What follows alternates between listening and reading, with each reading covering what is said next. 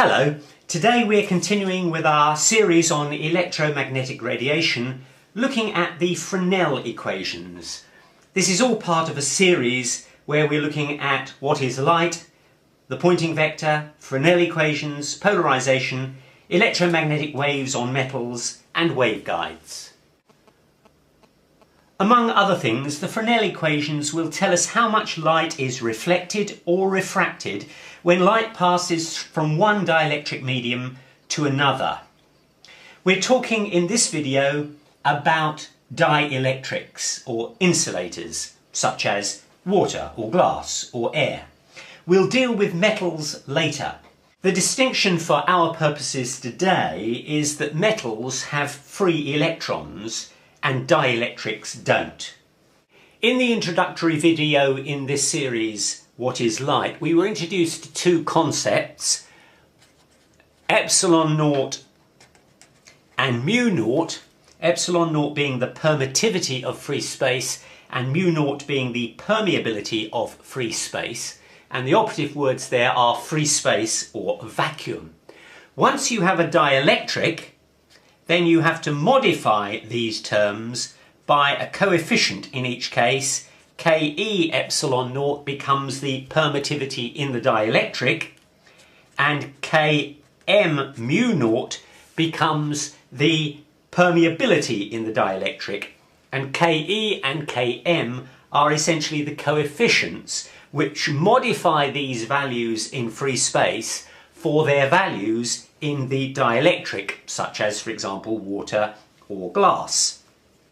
And I can tell you that Km, that is the coefficient for permeability, is equal to 1 for all dielectrics. The only occasion where it is significantly different is in ferromagnetic material, and we're not going to touch that today. So as far as we are concerned today, the permeability, that is mu naught, is constant in free space, vacuum, and also in the dielectrics that we're likely to be using today. Now, we showed in the video What is Light that the speed of light in a vacuum is equal to 1 over the square root of mu naught epsilon naught. That's these values up here, the values in free space. That's why it's the speed of light in a vacuum.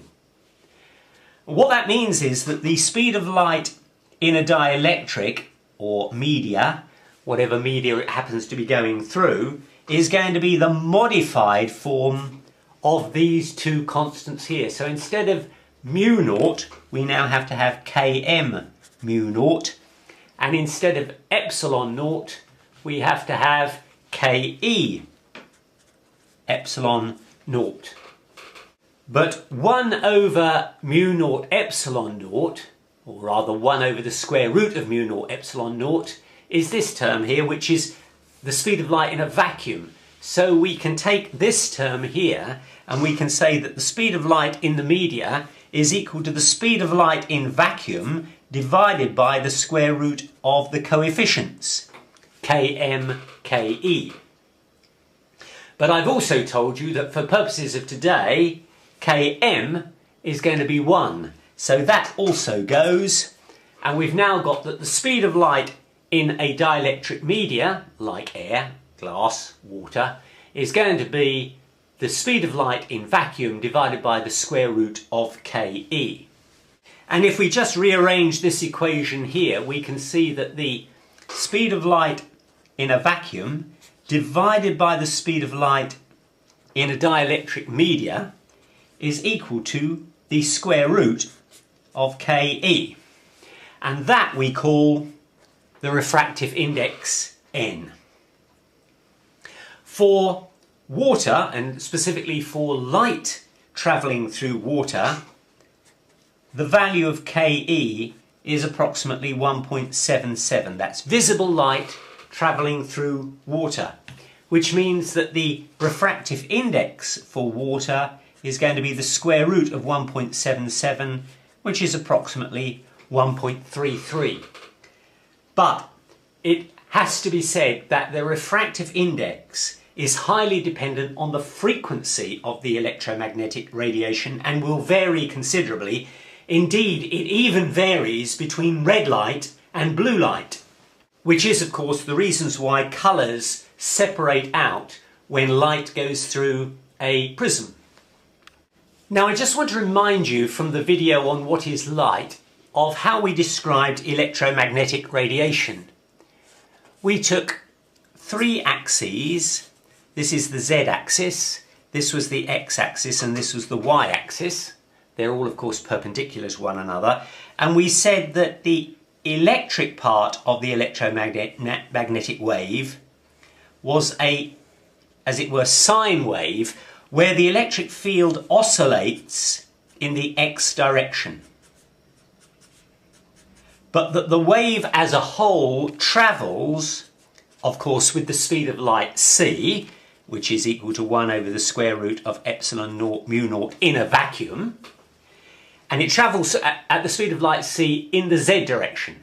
So the E field is oscillating up and down in the x direction, the whole wave is moving in the z direction, and that there is an associated in-phase B field which oscillates, can't draw it terribly well, oscillates in the y direction. So the B field is oscillating at right angles to, or perpendicular to, the E field, which is oscillating in the x direction, and both of them are perpendicular to the direction of travel, which is in the z direction. And we said that if you want to know which way the B field oscillates in respect of the E field, you use the E cross B, or the corkscrew rule. That is to say, you take the E field, which is in the x direction, and you turn it towards the B field in the y direction, and you ask yourself, if that were a corkscrew, which way would the corkscrew move? And of course, if the corkscrew is being twisted from x to y, it will move in that direction. So E cross B, or twisting the x to the y coordinates, tells you which way the corkscrew will move, and hence which way the wave will move. So essentially, if you were to look head on at this wave, in other words, that wave is coming out of the paper towards you, what you would see is an oscillating E field in the x direction and an oscillating B field in the y direction. And remember that we showed that the B field is c times smaller, the speed of light times smaller than the E field. So you would see a large oscillating E field and a very small oscillating associated B field. But here's the next key point. Light, or the electric field of light, does not have to oscillate only in the x direction. It can oscillate in any direction in the xy plane. That is to say, if you're looking head on, it doesn't only have to oscillate in the x direction. It could, if it wanted to, oscillate in the y direction or in any direction it chose. That is called unpolarized light. The E field oscillates in any direction. Any direction in the xy plane. It cannot oscillate in the z direction because it must oscillate perpendicular to the direction of travel. If the direction of travel is the z direction, then the only way it can oscillate is somewhere in that xy plane. And of course the waves will oscillate in all directions. There will of course be an associated magnetic field for each of these directions of oscillation, and that B field will always be perpendicular to the E field in the xy plane. Again, the B field cannot oscillate in the z plane or in the z direction because that's the direction of travel, and it must always be perpendicular to that. Now, whichever way the E field oscillates in the xy plane, let us just for the moment assume that that is the E field oscillating at some angle in the xy plane. We can always resolve that into its constituent parts. We can have an EX component and we can have an EY component. Remember, we're looking head on at the wave coming towards us, so the X field actually is coming out of, sorry, the Z coordinate is coming out of the paper. So we've got X and Y and Z coming out of the paper. And I just remind you again, the E field cannot have a Z coordinate if Z is the direction of travel of the wave, because E must always be perpendicular to the direction of travel of the wave. So now we're going to consider an electromagnetic wave that travels from one dielectric medium to another. For example, it could go from water to glass. Each of these media is going to have values of the coefficient for permeability, the coefficient for permittivity, and the refractive index. And those are going to be, I'll give them the number 1 to distinguish them for medium 1.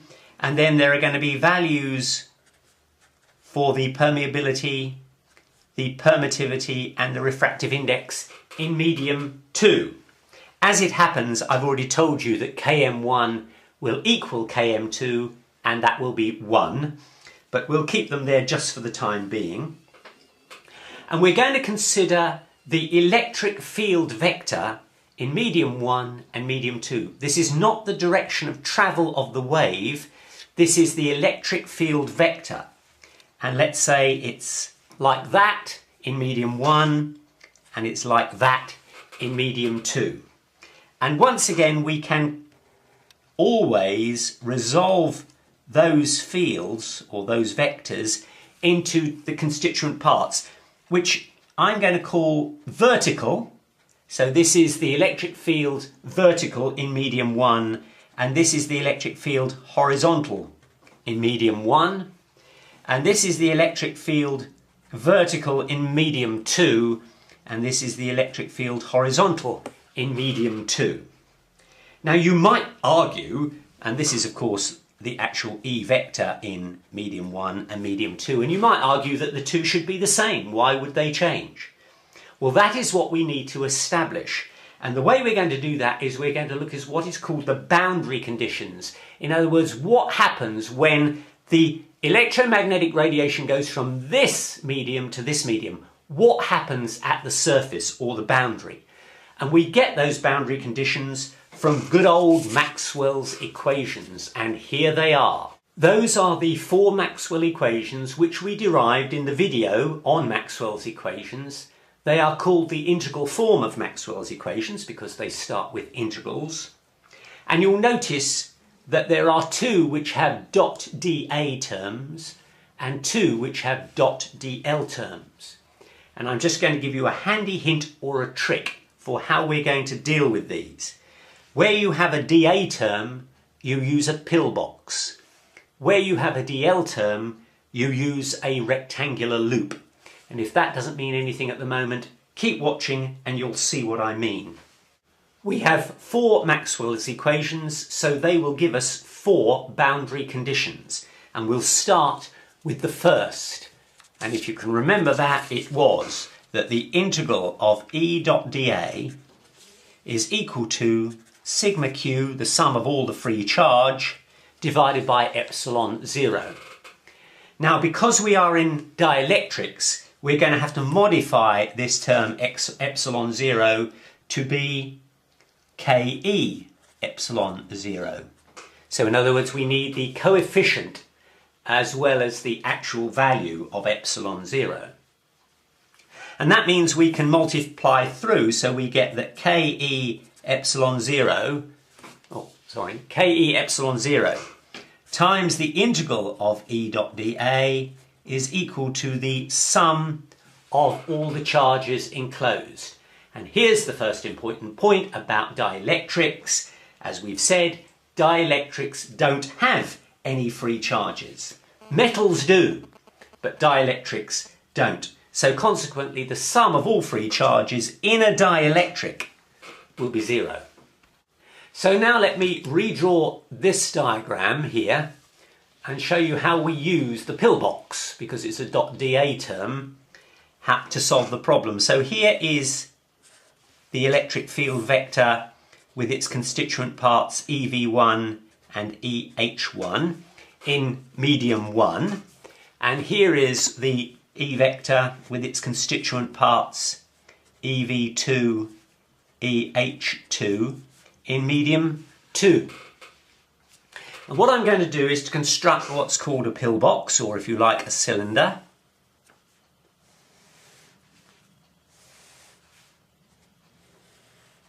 And the area at the top of the cylinder, I'm simply going to call A, and the height of the cylinder I'll call L. This is the surface between the two dielectrics, 1 and 2, and what we're considering is an electromagnetic wave that is travelling from medium 1 into medium 2. And we're considering how the electric vector, and more specifically how the components of the electric vector, change as the electric field moves from one medium to the other. So what we've got to do is simply to take our equation here, and we're considering the dot product of the electric field through the area. Remember that a dot product is 0 if the two vectors are at right angles. So let's consider which of these E fields is going to go through what area. Well, obviously the vertical components of the E field will go through the top or the bottom. In this case, EV1 will go outwards through the top, EV2 goes inwards from the bottom. There will be no components of, or there will be no value of EH1 and EH2 going through the top or the bottom because they're going parallel to it, so they can't go through. Similarly, EH1 and EH2 will go out through the sides. No value of EV1 or EV2 will go out through the sides because they're obviously going parallel to it. So what we can do is we can take this equation here and we can say that as far as EV1 is concerned, we're going to get that KE1, because it's in medium number 1, times epsilon naught times EV1 through the area A. EV1 goes through area A. Now we'll have minus KE2, because we're now in medium 2, epsilon 0 EV2, that should be EV1 by the way, times A. It's minus because in this case the EV1 vector is going out through the area. In this case EV2 is coming in through the area. And now we're going to have to add some set of terms which represent the value of the E fields, the horizontal E fields, which are going out through the side. And for these purposes, I'm simply going to call that gamma.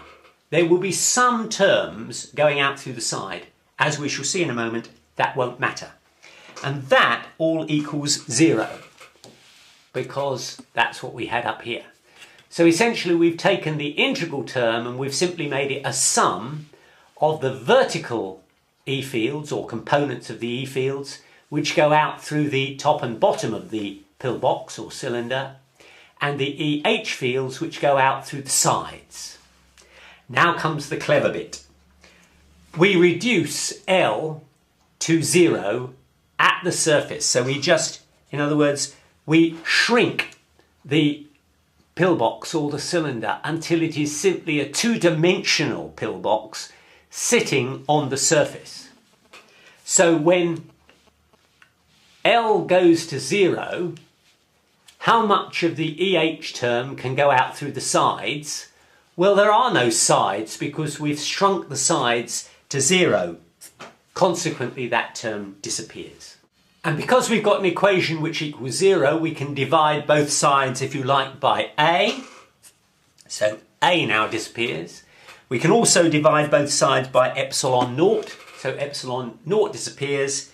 And we can take the remaining term here on the other side of the equation, and that will give us that KE1 times EV1 equals KE2 times EV2. And that is the first boundary condition. So what we've actually found is that the respective size of the vertical components of the E field change as the electric vector moves from one dielectric to the other. And the extent to which they change is determined by the coefficients of the permittivity factors.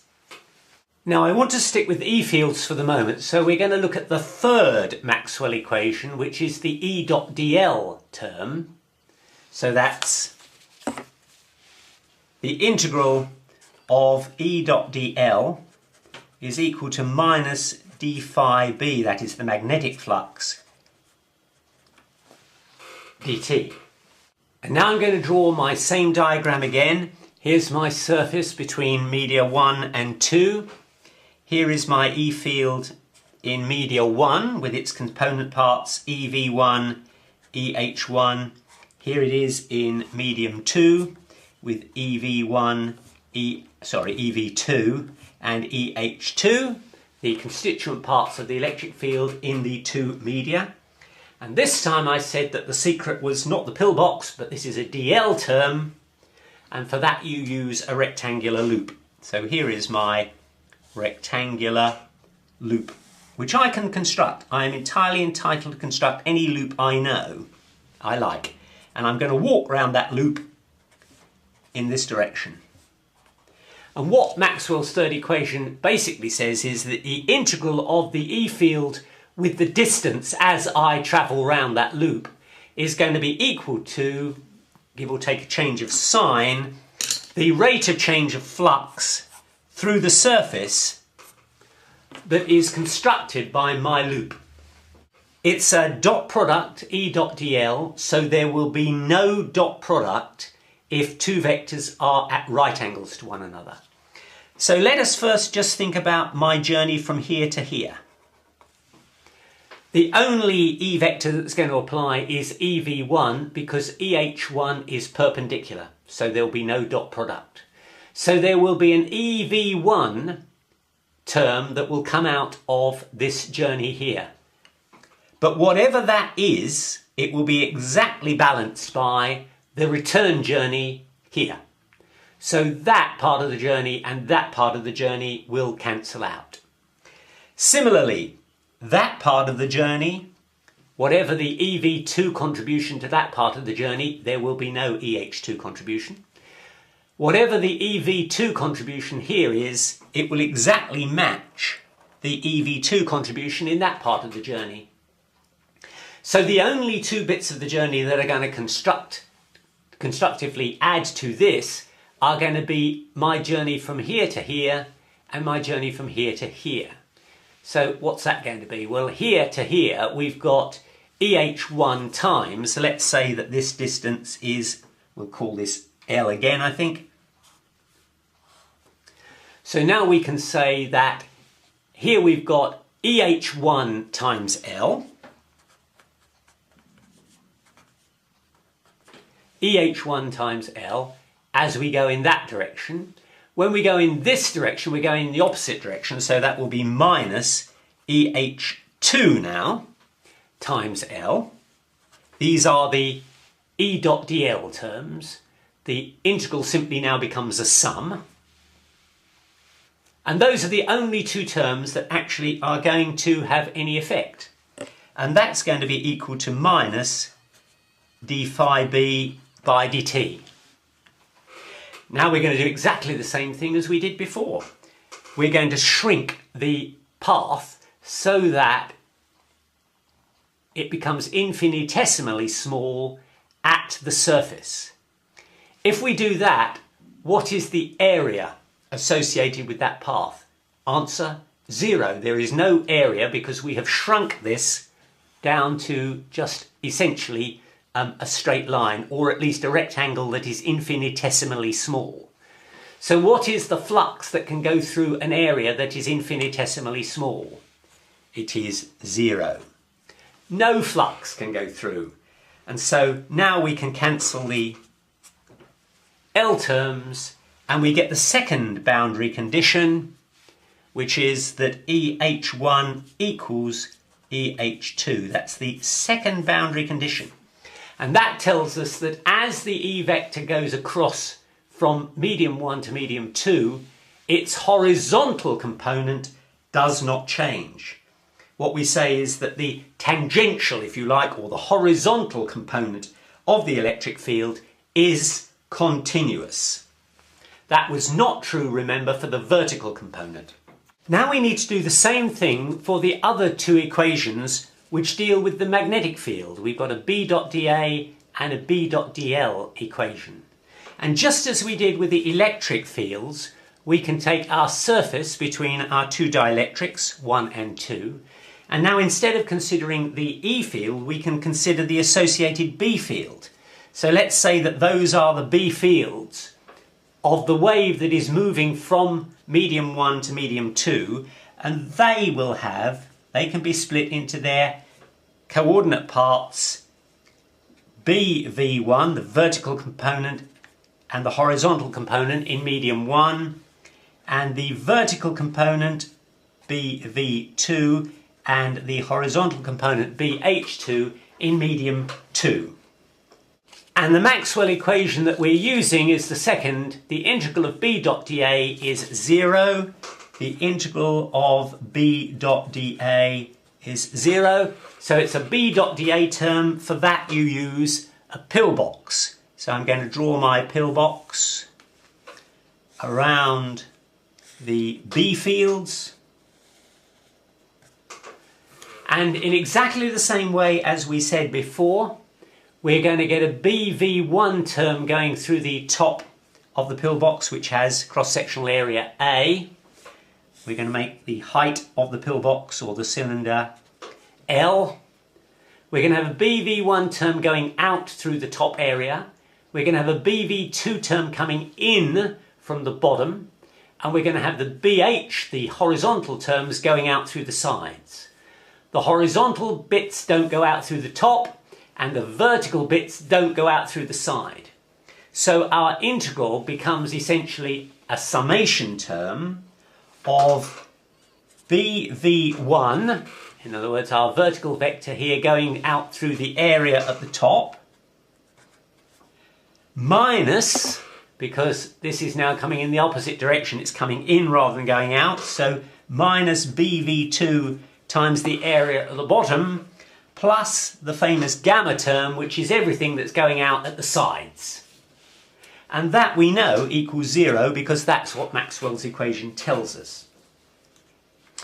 Well, now we're going to do exactly the same trick as before. We take this cylinder and we reduce it to essentially a two-dimensional cylinder on the surface. So L becomes 0. When L becomes 0, no B fields can go out through the side, so that is cancelled. The A's cancel, and now you get that BV1 equals BV2. So the vertical components of the B fields transport across the boundary. Remember, the vertical components of the E fields did not. And that is essentially the third boundary condition. That just leaves us with one more to look at, and that is this B.dl term here. Let's write that down. That is the integral of B.dl is equal to mu 0 I plus mu 0 epsilon 0 d phi E by dt. Now let's just look at that for a moment. We can write that as, take the mu naught out on both sides, and that gives you 1 over mu naught into the integral of B.dl is equal to I plus epsilon naught d phi E by dt. What is I? That is the current. What is a current? It is the flow of electrons. Are there any electrons flowing? No, because we're talking about a dielectric or an insulator that has no free electrons. So there can't be a current. So that disappears. And now, because it's a .dl term, we use the rectangular walk. So we redraw our diagram. Here's our surface. Here are the constituent parts of our B field, V1, BH1. Here in the medium, that's in medium 1, here is in medium 2, BV2 and BH2. And we construct a rectangular path around. And remember that what we're saying is that the integral of B dot dl as we go through around the path is now going to be equal to epsilon 0 times the rate of change of electric field through the area created by the path. So what is that going to be? Well, we're going to have, in exactly the same way as we had before, the contribution of BV1 as we go from here to here will be exactly compensated by the contribution of BV1 when we travel in the opposite direction. There will be no BH1 in those directions because we are going perpendicular, and it's a dot dl term. If the two vectors are at right angles, there's zero effect. And for the same reason, the contribution of BV2 when we go that way will be exactly matched by the contribution of BV2 when we go that way. So once again, the only contributions we're going to get are when we move in that direction along the top and when we move in that direction along the bottom. And we're going to say that the length here is going to be the length L. And so we're going to get BH1 times L is going to be the contribution along the top. The contribution along the bottom is going to be minus because we're going in the other direction. BH2 times L. And that's, we've got to remember that these are each divided by their respective coefficients of the permeability. So in this case, we have to divide by Km mu 0, sorry, Km1 mu 0 because it's the permeability in medium 1. Here we have to divide by Km2 mu 0 because it's the permeability in medium 2. And that is going to equal, from up here, epsilon 0 times d phi E by dt. Epsilon 0 times d phi E by dt. Okay, guess what we're going to do? Exactly the same as we did before. We just shrink this rectangular path down to an infinitesimally small area on the surface. An infinitesimally small area. How much flux can travel through it? 0. This just becomes 0. I also told you that Km1 equals Km2. So essentially these two terms are the same, so they cancel, and L's can cancel, and that gives us our fourth boundary condition that BH1 equals BH2. The horizontal components of the B field, transport across the boundary. In other words, the horizontal component of the B field is continuous, and that is the fourth boundary condition. So now we have all four boundary conditions that we're going to need to help us construct the Fresnel equations. But by way of a bit of a break, I thought you might like to see the dogs that I have that frequently bark and interrupt my videos.